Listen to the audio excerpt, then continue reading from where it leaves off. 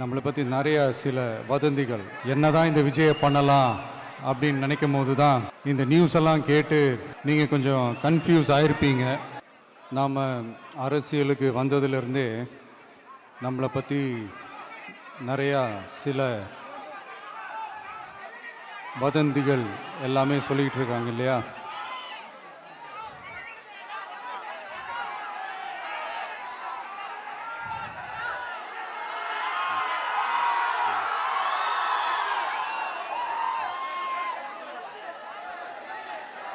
ஒரு சின்ன விஷயம் நான் சொல்லிட்டு போயிடுறேன், கொஞ்சம் சைலண்ட்டாக இருங்க ப்ளீஸ். நாம் அரசியலுக்கு வந்ததுலேருந்தே நம்மளை பற்றி நிறைய சில வதந்திகள், அந்த டீம் இந்த டீம் அப்படிலாம் சொல்லிக்கிட்டு இருக்காங்க இல்லையா? ஆனால் இவர் எந்த டீமும் கிடையாது, மக்களுடைய டீம், பீப்புள்ஸ் டீம் அப்படின்னு எல்லாருக்கும் தெரிஞ்சதுக்கப்புறம் வேற என்ன அவதூறு பரப்பலாம் இவர் மேலே அப்படின்ட்டு ட்ரை பண்ணி எல்லாமே அவங்களுக்கு ஒர்க் அவுட் ஆகலை.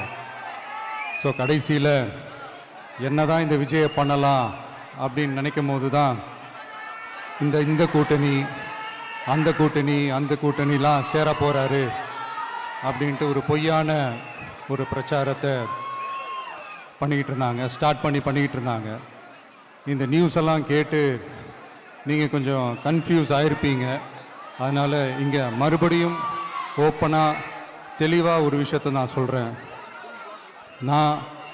நாங்கள் எப்பவுமே மதச்சார்பற்ற கொள்கைன்றதில், அந்த ஸ்டாண்ட்லேயோ, மதச்சார்பற்ற சமூக நீதி என்ற அந்த நிலைப்பாட்டிலையோ எப்பவுமே சமரசம் வச்சுக்கவே மாட்டோம்.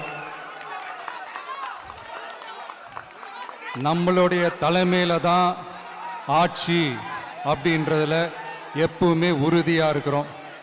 நம்மளுடைய முதல் மாநாட்டில் கூட நான் சொன்ன மாதிரி அரசியலில் யாருக்காகவும் எதுக்காகவும் எந்த விதமான ஒரு சமரசமும் நாம் வச்சுக்க போகிறதே இல்லை, அந்த பேச்சுவார்த்தையே கிடையாது. சரிங்களா? அதனால் யார் என்ன அவதூறு பரப்புனாலும் தயவு செஞ்சு அதை நம்பாதீங்க. எல்லாம் வல்ல இறைவனின் அருளால் நாம நினைச்ச டார்கெட்டை நம்மளால நிச்சயமா அடைய முடியும். இன்னைக்கு என்னுடைய இஸ்லாமிய சகோதர சகோதரிகளுக்கு என்னுடைய ரமலான் நல்வாழ்த்துக்கள். கான்ஃபிடென்ட்டா இருங்க, நல்லதே நடக்கும், வெற்றி நிச்சயம்.